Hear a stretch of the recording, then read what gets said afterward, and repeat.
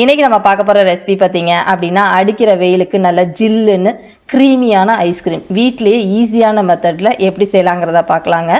இந்த ஐஸ்கிரீம் செய்கிறதுக்கு மிக்சி ஜாரில் எல்லா சாமான்களையும் ஒன்றா போட்டு அரைக்க போகிறோம். பீட்டரோ இல்லை பாலை சுண்ட காய்ச்சணுமோ அவசியம் இல்லைங்க. டக்குன்னு நம்ம ஒரு 10 நிமிஷத்தில் மிக்ஸ் பண்ணி ஐஸ்கிரீமை செட் பண்ணி வச்சிட்டோம்னா நல்ல க்ரீமியாக இருக்கும். கட்டாயமாக ட்ரை பண்ணி பாருங்கள். Hello friends, welcome to Gomathi's kitchen. Gomathi's கிச்சனை சப்ஸ்கிரைப் பண்ணாதவங்க சப்ஸ்கிரைப் பட்டனை ப்ரெஸ் பண்ணிக்கோங்க.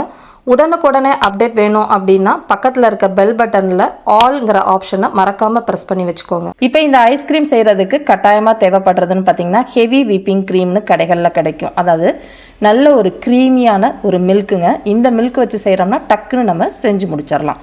நார்மல் பால் அப்படின்னா நல்ல சுண்ட காய்ச்சி தான் பயன்படுத்தணும். அந்த அளவுக்கு டெக்ஸ்டர் கிடைக்காது.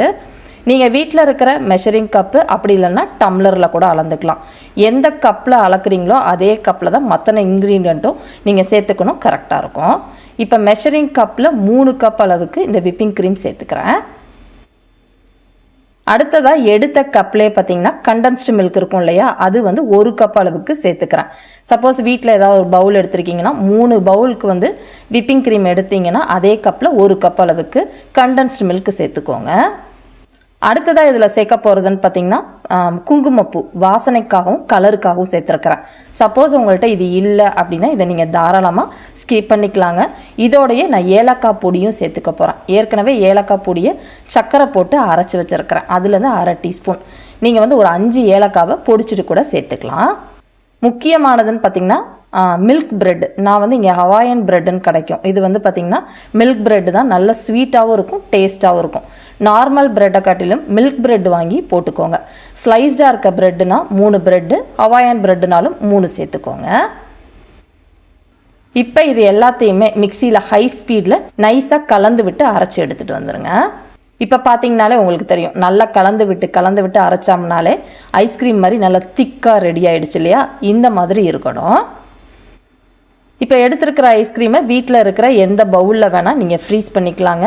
நான் பைரக்ஸ் பவுல் இருக்கும் இல்லையா, அதில் இந்த மாதிரி பேப்பர் வச்சுட்டு வச்சுருக்கிறேன். ஸோ நம்ம டிமோல்டு பண்ணுறப்ப ஈஸியாக இருக்குங்கிறத கிளின்ராப் போட்டு வச்சுருக்கிறேங்க.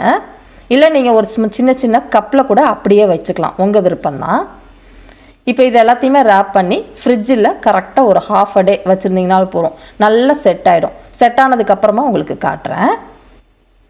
இப்போ பார்த்தீங்கன்னா கிட்டத்தட்ட ஒரு ½ டே காலையில் செஞ்சு வச்சுருந்தேன், ஈவினிங் பசங்களுக்கு கொடுத்துருக்காக நல்லா செட் ஆகிடுச்சு. இப்போ ஓப்பன் பண்ணி காட்டுறேன் பாருங்கள். இந்த மாதிரி கிளின்ராப் போட்டிருக்கிறதுனால நம்ம டிமோல்டு போடுறப்ப ஈஸியாக வந்துடும். இப்போ இது மாதிரி ஒரு தட்டில் மாற்றிட்டு ஃபஸ்ட்டு பவுலை எடுத்துடுங்க. சப்போஸ் வரல அப்படின்னா கொஞ்சம் நேரம் டேப் வாட்டரில் காட்டினீங்கனாலே போதும், ஈஸியாக உங்களுக்கு டிமோல்ட் ஆகி வந்துடும். நல்லா செட் ஆகிடுச்சு, செம்ம க்ரீமியாக இருக்குங்க. இதை நான் டிஸ்பிளேக்காக வேறு தட்டுக்கு மாற்றிக்கிறேன், இந்த தட்டு இல்லாமல். இப்போ இதுக்கு மேலே கார்னிஷ் பண்ணுறதுக்காக பிஸ்தா, பாதாம், என்ன நட்ஸ் இருக்கோ இந்த மாதிரி க்ரஷ் பண்ணிவிட்டு சேர்த்துக்கோங்க. உங்களுக்கு விருப்பம் இருந்தால் சேர்த்துக்கலாம், இல்லாட்டி நீங்கள் அப்படியே கூட சாப்பிட்லாம், உங்கள் விருப்பம்தான். டெக்கரேஷனுக்காக கொஞ்சமாக குங்குமப்பூ சேர்த்துக்கிறேன்.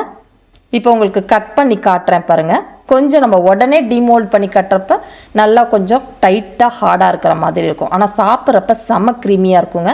நம்ம நார்மல் ஐஸ்கிரீம் செஞ்சோம்னா 2-3 தடவை ஃப்ரீசர்லேருந்து எடுத்து மிக்சியில் அரைச்சிட்டு அப்புறம் சேர்ப்பாங்க. இந்த மெத்தடுக்கு தேவைப்படாது.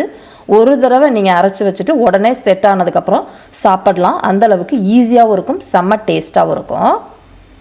இந்த மாதிரி நீங்கள் பெரிய பீஸாவும் கேக் மாதிரி கட் பண்ணிக்கலாம், இல்லை சின்ன பீஸாவும் கட் பண்ணி கொடுத்துக்கலாம். மேலே அழகுக்காக டியூட்டி ஃப்ரூட்டி போட்டுக்கிறேன். சாப்பிட்றதுக்கும் நல்லாயிருக்கும். செரி இருந்தால் கூட நீங்கள் சேர்த்துக்கலாங்க. செம்ம டேஸ்ட்டாக இருக்கும். கட்டாயமாக ட்ரை பண்ணி பாருங்கள். அடுப்பெல்லாம் தேவைப்படாது, சட்டுன்னு செஞ்சு முடிச்சிடலாம். இதே மாதிரி அளவுகளோட இந்த ஐஸ்கிரீமை நீங்களும் செஞ்சு பாருங்கள். செஞ்சு பார்த்துட்டு எப்படி இருக்குங்கிறத கமெண்ட் பண்ணுங்கள். வீடியோ பிடிச்சிருந்தாலும் கமெண்ட் பண்ணுங்கள். லைக் பண்ணுங்கள், ஷேர் பண்ணுங்கள். மறக்காமல் கோமதிஸ் கிச்சன் சேனலையும் சப்ஸ்கிரைப் பண்ணி வச்சுக்கோங்க. தேங்க்ஸ் ஃபார் வாட்சிங்.